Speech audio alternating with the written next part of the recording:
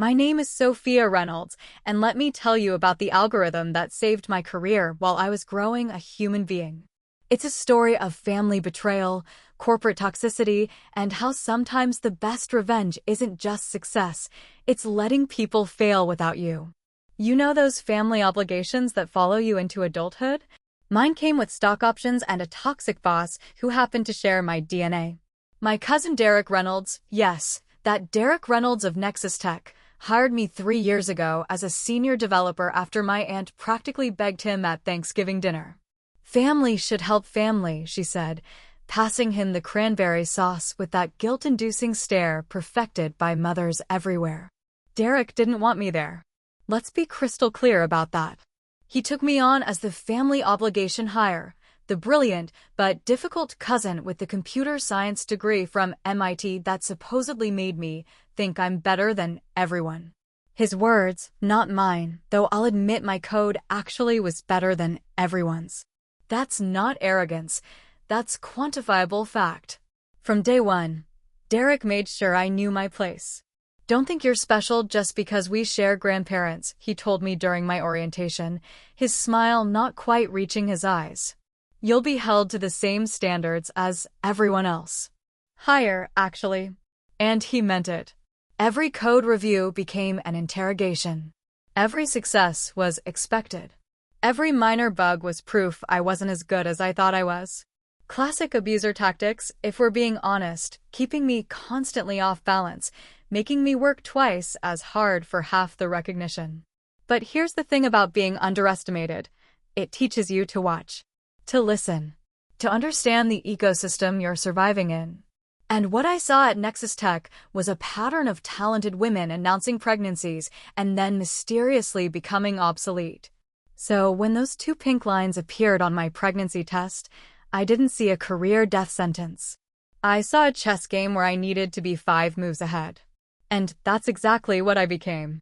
Sofia, the payment processing module crashed again. Fix it before the client demo tomorrow or we're all screwed. It was 7:43 p.m. on a Wednesday when Derek's message lit up my screen. I was hunched over my bathroom toilet, experiencing what my pregnancy app cheerfully called morning sickness, despite the decidedly evening hour. My husband Jack rubbed small circles on my back while I contemplated the cosmic irony of creating life while feeling like death. Your cousin is texting you again, Jack said, his voice carrying that edge it always got when Derek's name came up. Want me to tell him where he can shove his module? I laughed weakly, wiping my mouth. As tempting as that is, I need this job. I took the phone, thumbs dancing across the screen with a quick on it. No excuses, no mention of the tiny dictator currently redecorating my digestive system. Derek didn't deserve to know. See, Derek operated on a simple principle. Personal lives were inconveniences that got in the way of Nexus Tech's glory.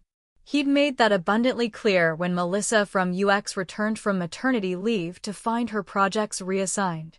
Or when Alicia's promotion mysteriously evaporated right after her baby bump became visible. Or when Jenna was suddenly put on a performance improvement plan 2 weeks after sharing her pregnancy news. The message wasn't subtle. Motherhood was career suicide at Nexus Tech.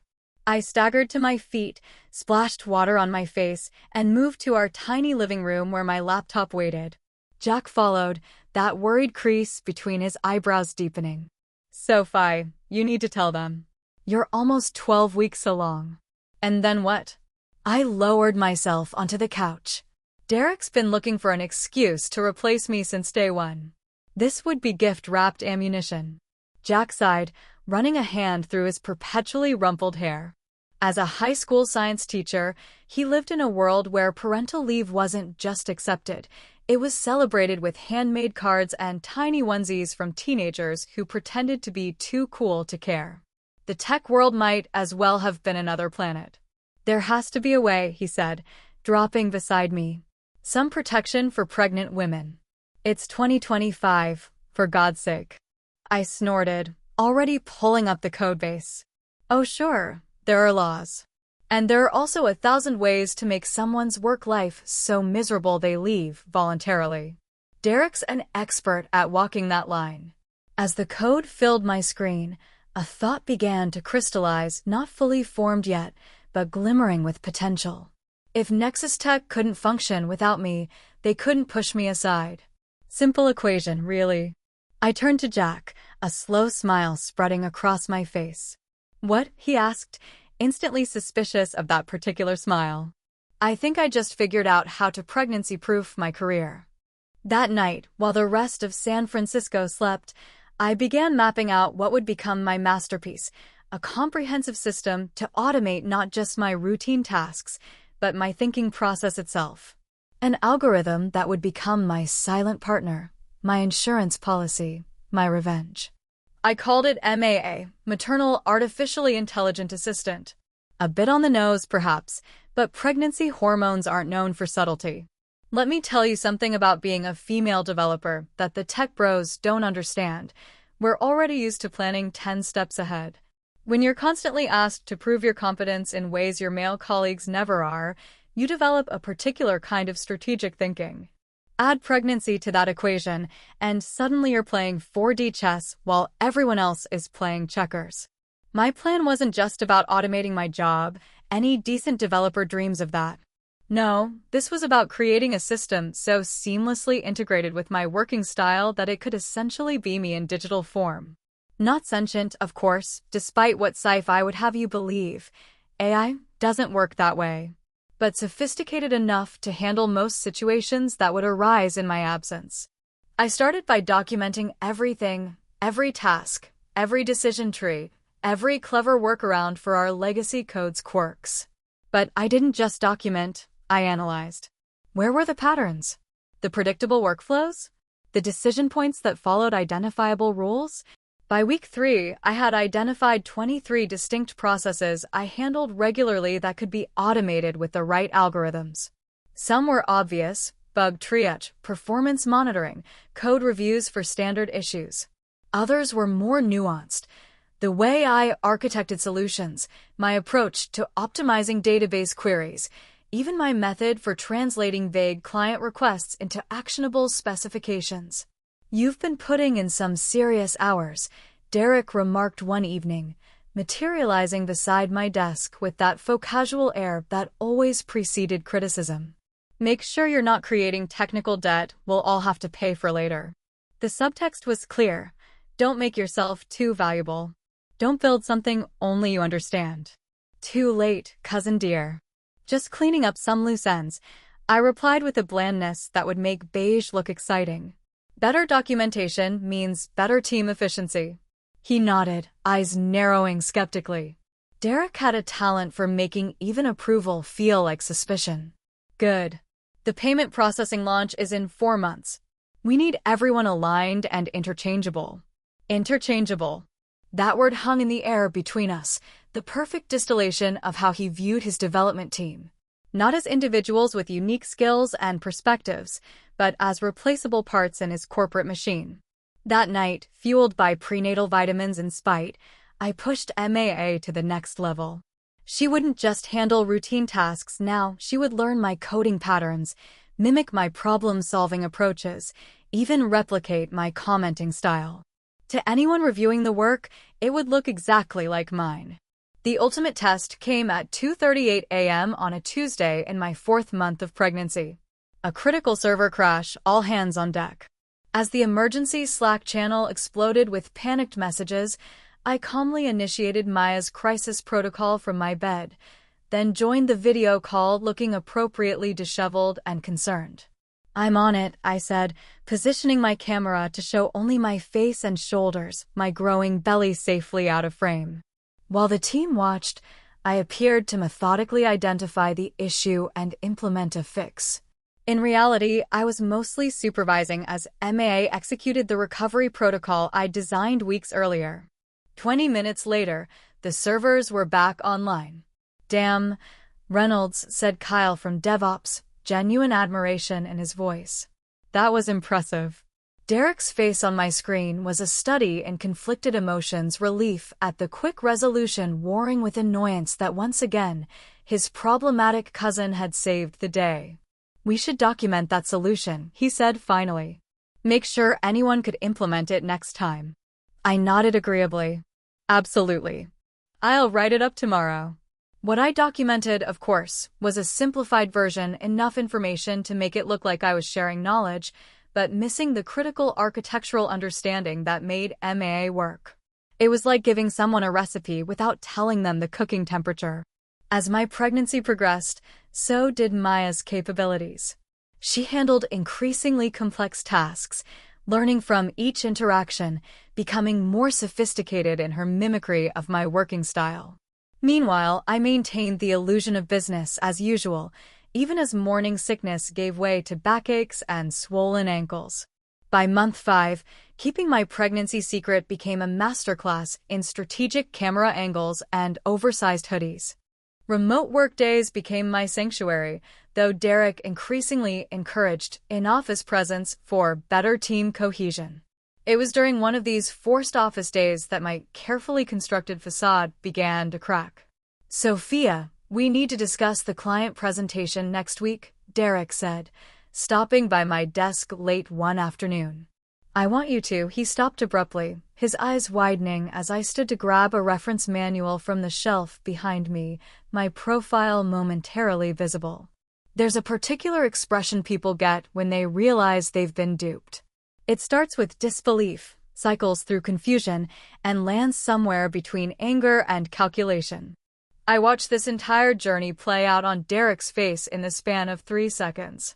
"You're pregnant," he said flatly. I met his gaze steadily. "I am." "How far along?" 22 weeks. The muscle in his jaw twitched, a family trait we unfortunately shared. "And you didn't think this was relevant information to share with your team lead?" "I'm sharing it now," I replied, keeping my voice neutral despite the adrenaline coursing through me. "I'll be taking maternity leave in approximately 4 months. Don't worry, I've been documenting everything thoroughly to ensure a smooth transition." Derek's smile didn't reach his eyes. "Well, congratulations. We should discuss how this impacts the payment processing project. My office tomorrow morning." As he walked away, I sent a quick text to Jack. He knows. Battle stations. The next morning's meeting was exactly what I expected. A masterclass in corporate passive aggression disguised as concern. "Sofia, we're thrilled for you personally," Derek began, his tone suggesting he was anything but thrilled. "But I have to consider the project timeline. The payment processing system launches right when you'll be unavailable." "I understand the concern," I said, matching his professional veneer. "That's why I've been so diligent about documentation and knowledge sharing." "Yes, your documentation." He tapped his pen against his notepad. "Several team members have mentioned it's comprehensive but complicated.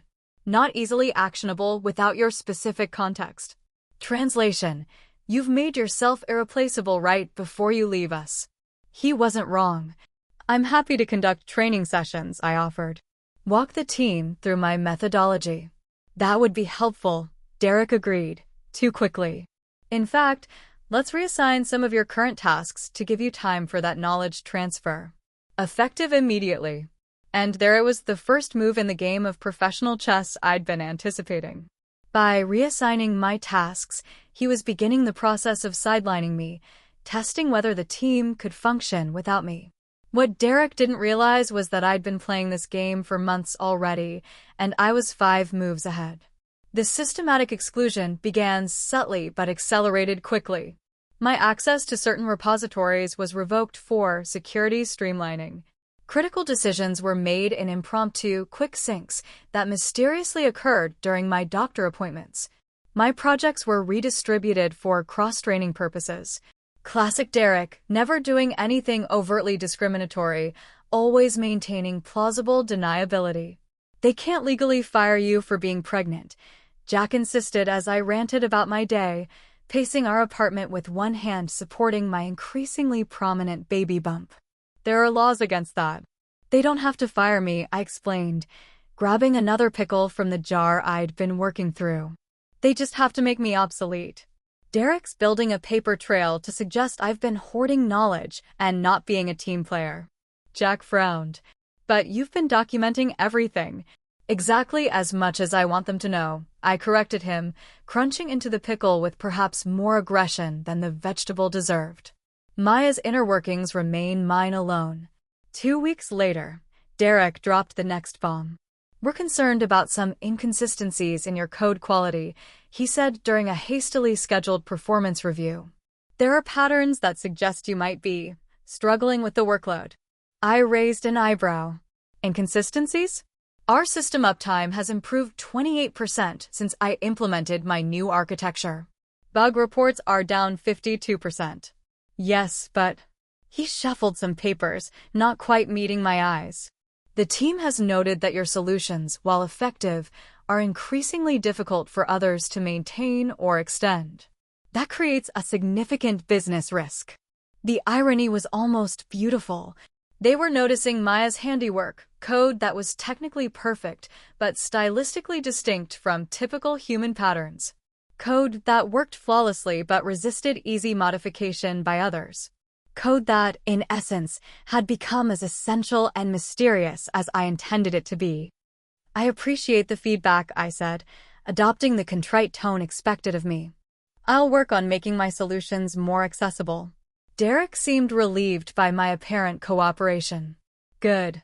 That's what we need, team players who create sustainable systems." As my due date approached, I finalized Maia's architecture. She now handled almost 80% of my workload invisibly, from routine maintenance to complex problem-solving. The remaining 20% consisted of tasks requiring my direct involvement, or so the team believed. In reality, most of these tasks were also automated, but I maintained the illusion of necessity. 1 month before my due date, I submitted my maternity leave paperwork. HR's response was tepid at best. "We'll need to discuss transition plans and return dates," the email read. The subtext was clear: don't get too comfortable at home. Derek scheduled yet another meeting, this one under the guise of maternity coverage planning. "We've been analyzing your workload," he began, sliding a document across the table. "And we've identified several areas where we need immediate knowledge transfer. We're assigning Kyle to shadow you for your remaining weeks." Kyle, competent but inexperienced, eager to please, and completely loyal to Derek. The perfect person to try to crack my code, literally and figuratively. Of course, I agreed smoothly. Kyle's a quick learner. What followed was a fascinating exercise in selective education. I taught Kyle exactly what I wanted him to know, enough to maintain Maia's operations, but not enough to understand or modify her core algorithms. It was like teaching someone to drive without explaining how the engine works. "This system is incredibly complex," Kyle remarked one afternoon, his forehead creased in concentration. "How do you keep track of all these interconnected components?" I smiled sympathetically. "Years of experience. Don't worry, the documentation covers all the standard scenarios." The day before my last day, Derek made his final play. He appeared at my desk as I was packing up my personalized coffee mug and framed diplomas. "We need to talk contingencies," he said without preamble. "The payment processing launch is critical to our Q2 targets." "The system is stable," I replied. "All known issues have been addressed." "Known issues," he repeated, emphasizing both words. "What about unknown issues?" "We need a way to reach you if something critical arises." This was it, the moment I'd been preparing for. Derek trying to establish that even on maternity leave, I would essentially remain on call. The tech industry's favorite way to pretend to support working mothers while ensuring they never truly disconnect. "I understand your concern," I said carefully. "But as discussed with HR, I'll be fully offline during my leave.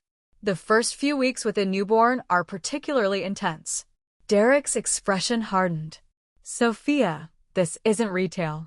We can't just train a replacement cashier. Your systems are mission critical." "Which is why I've spent months documenting everything," I countered. "The team has all they need. Do they?" His voice took on a dangerous edge. "Because Kyle seems to think there are significant gaps in his understanding of your architecture." I met his gaze evenly. "The core functionality is fully documented. Any competent developer should be able to maintain it. Should be able to, he echoed. But what if they can't? What if something breaks that only you can fix? I shrugged, one hand resting on my enormous belly. Then I guess the company has a problem. Derek's face flushed with anger, the famous Reynolds temper we'd both inherited from our grandmother. This is exactly the attitude I was concerned about when the family pressured me to hire you. Technical skill doesn't outweigh being a team player, Sofia. And being a team player doesn't mean being available 24/7 while recovering from childbirth, I shot back. You know it's not being a team player, Derek? Creating a work environment so hostile to mothers that women hide their pregnancies out of fear. A tense silence fell between us, broken only by the ambient sounds of the office beyond his door. Finally, Derek leaned back, his expression calculating. Take your leave, he said coolly. But understand this, business needs don't pause for personal situations. How the team manages without you will determine a lot about your position when you return, if you return. The threat wasn't even thinly veiled. It was the exact scenario I'd been preparing for all these months. I understand perfectly, I replied, gathering my things. I guess we'll both see just how indispensable I really am. As I waddled out of Nexus Tech that evening, I felt lighter despite my enormous belly. Everything was in place. MAIA was operational, her systems humming invisibly beneath Nexus Tech's infrastructure. My insurance policy was active, and now all I had to do was wait. For the first time in months, I smiled without reservation. Derek thought he had the upper hand, but he'd never been good at chess, always too focused on the immediate capture to see the checkmate coming 4 moves later. Aria Josephine Reynolds was born at 3:17 a.m. on a Tuesday, 7 pounds and 4 ounces of perfect, screaming humanity. As I held her against my chest, her tiny heart beating against mine, the algorithmic puzzles and corporate politics that had consumed my pregnancy suddenly seemed trivial by comparison. For 3 blissful weeks, my world narrowed to midnight feedings, diaper changes, and memorizing every perfect feature of my daughter's face. Nexus Tech felt like a distant memory from someone else's life. Then my phone pinged with an email notification. From Derek Reynolds, subject, urgent system failure. I stared at my phone, a slow smile spreading across my face as Aria dozed peacefully in her bassinet. The email was exactly what I'd been expecting, down to the dramatic subject line. Classic Derek, why use system issue when system failure sounds so much more catastrophic? The body of the email was equally predictable. The payment processing system had encountered critical errors during final testing. The launch was in jeopardy. The team had exhausted all options. They needed my expertise urgently. What Derek really meant was, the automated system I'd built was working precisely as designed, which is to say, it was working perfectly for me and problematically for everyone else. See, MAIA wasn't malfunctioning. She was functioning exactly as programmed, with one critical feature. She required authentication updates every 30 days. Updates that only I knew how to implement.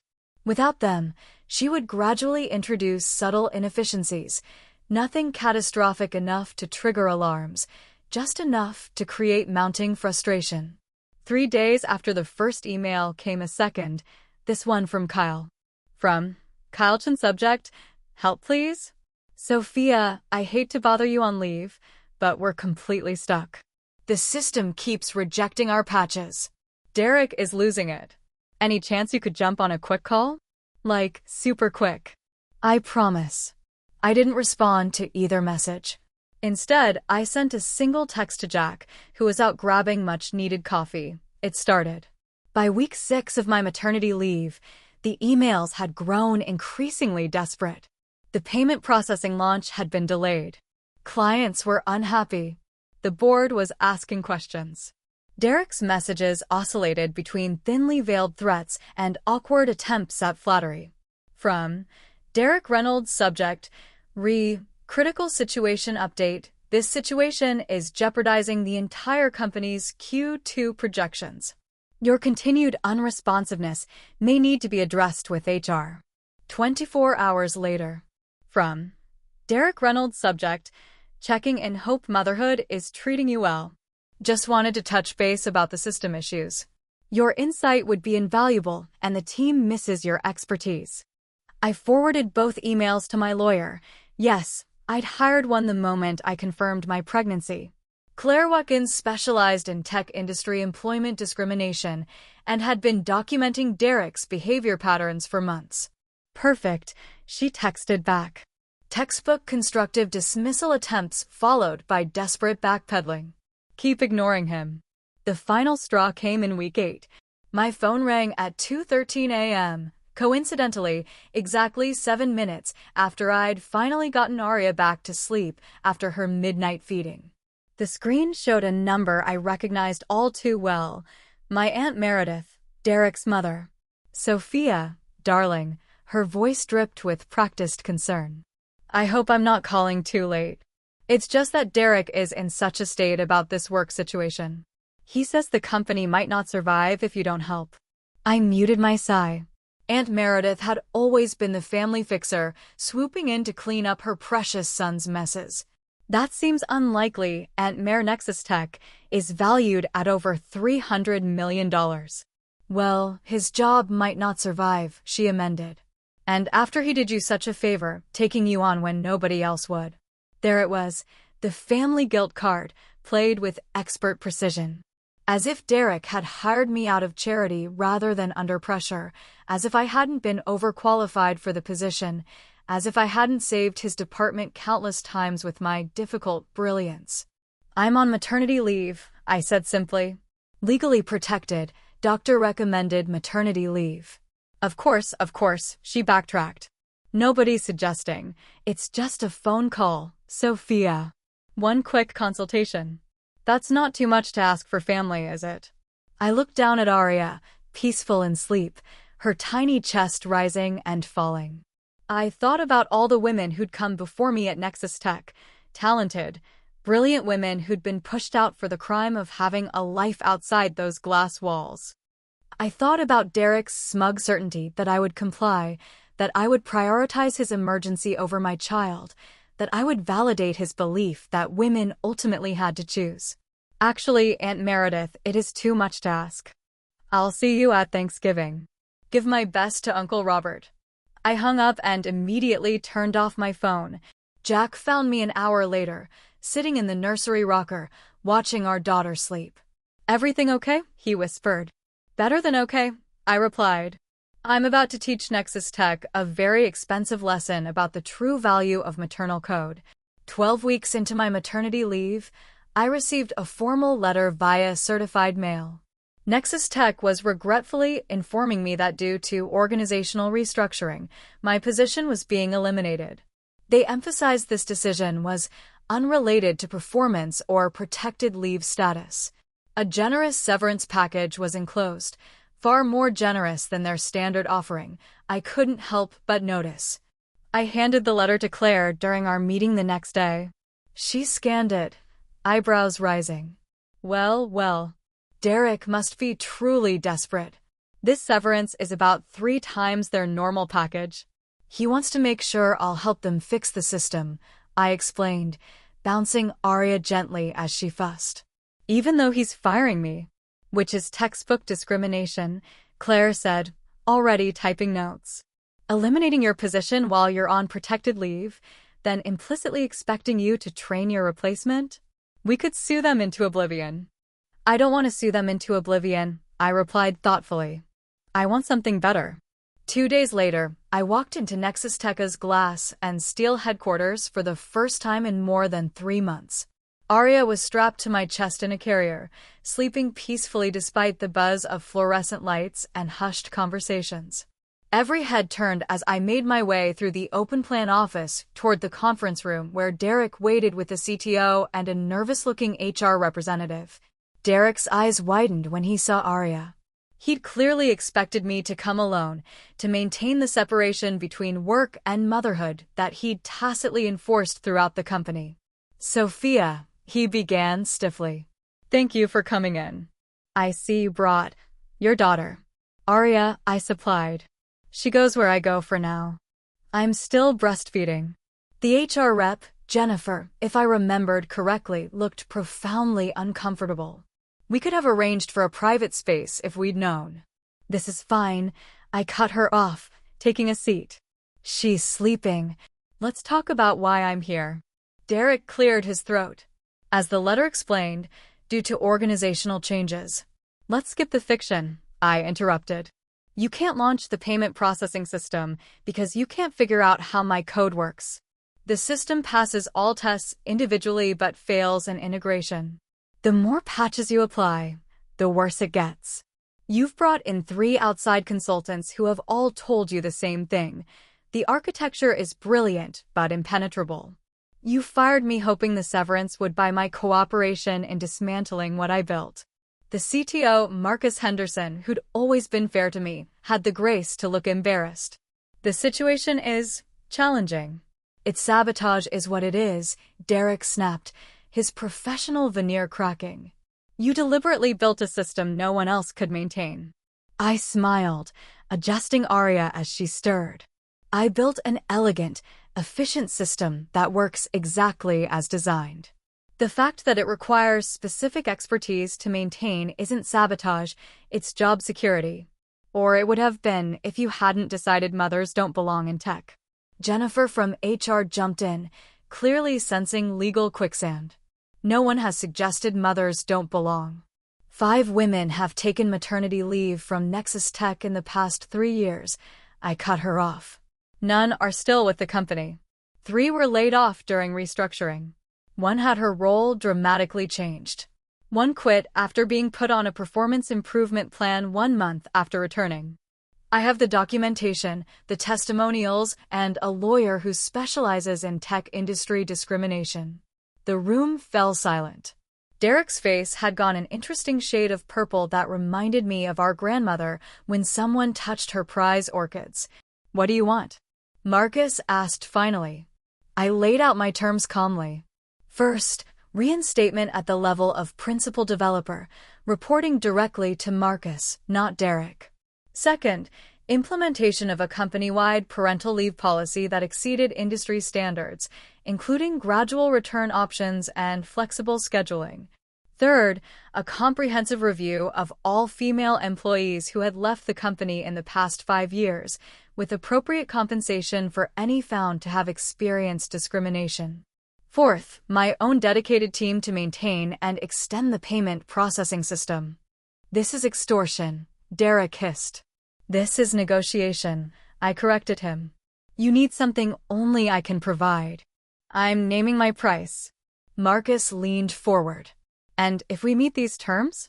Then I'll not only fix the current issues, but enhance the system to be maintainable by others, with appropriate safeguards to ensure my position remains secure. And if we refuse? I shrugged, the movement causing Arya to blink awake. Her tiny face scrunched momentarily before settling back into sleep. Then good luck with the launch. I hear the board is getting impatient. 3 hours and 1 feeding break later, we had a deal. Not exactly what I'd asked for. Negotiations rarely end with everything you want, but close enough. I would return as principal developer, leading a new team focused on payment infrastructure. A parental leave task force would be created, with me as a founding member. The company would review its separation agreements with female employees, though they stopped short of admitting systematic discrimination. As for Derek, he wouldn't be my boss anymore, but he wasn't fired either. Family politics meant Marcus couldn't remove him entirely, but his influence would be curtailed. I could live with that for now. When I finally left the building that afternoon, Jack was waiting in the parking lot, having come to pick us up. Well, he asked as I approached. How bad was it? I grinned, feeling the weight of months of stress and calculation finally lifting. Let's just say Cousin Derek learned an expensive lesson about underestimating women with algorithms and babies. 2 months later, I walked back into Nexus Tech, this time with Arya settled at the on-site daycare facility that had mysteriously become a strategic priority for employee retention. My new office had a door that locked, perfect for pumping, and a window with an actual view. My team, 3 junior developers and a QA specialist awaited my direction on improving the payment processing system that had finally launched, albeit 2 months behind schedule. My first order of business was to call a team meeting. "I'd like to talk about our development philosophy," I began. "Specifically, about the importance of building systems that balance innovation with accessibility. Code that works isn't enough, we need code that empowers." As I spoke, I noticed Kyle hovering in the doorway, a question in his eyes. I waved him in. "I also believe in comprehensive knowledge sharing," I continued. "No black boxes, no single points of failure." I gave Kyle a meaningful look. "We're going to document everything properly this time." Later that afternoon, as I was settling into my new space, Derek appeared in my doorway. We hadn't spoken directly since the negotiation. "Congratulations on the promotion," he said stiffly. "Thank you," I replied, keeping my tone neutral. "The team's doing well with the payment system." He nodded, then hesitated. "Aunt Meredith wants you to bring Arya to Sunday dinner next week. She says it's been too long." Translation: the family expected us to put our professional conflict aside for the sake of familial harmony, as we'd done so many times before. "We'll be there," I said. Because family was family, even when they were also your professional adversaries. The Reynolds way. As Derek turned to leave, I couldn't resist one parting shot. "Oh, and Derek? I've been meaning to tell you, I'm training MAIA to recognize your coding style too. Just in case you ever decide to take parental leave yourself." The look on his face was worth every sleepless night, every hidden tear, every moment of uncertainty during my pregnancy. Because in that moment, he finally understood what I'd known all along. Maternal code isn't a weakness to be hidden or overcome, it's a strength that transforms everything it touches. Sometimes, the most revolutionary algorithms aren't built to change the world.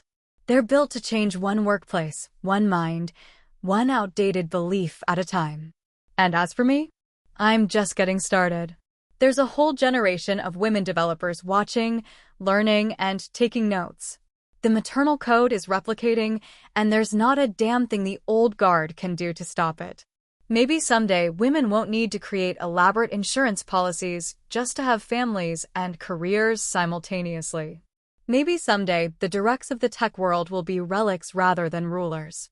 Until then, we have our algorithms, our babies, and our uncompromising determination to change the system, one line of code at a time.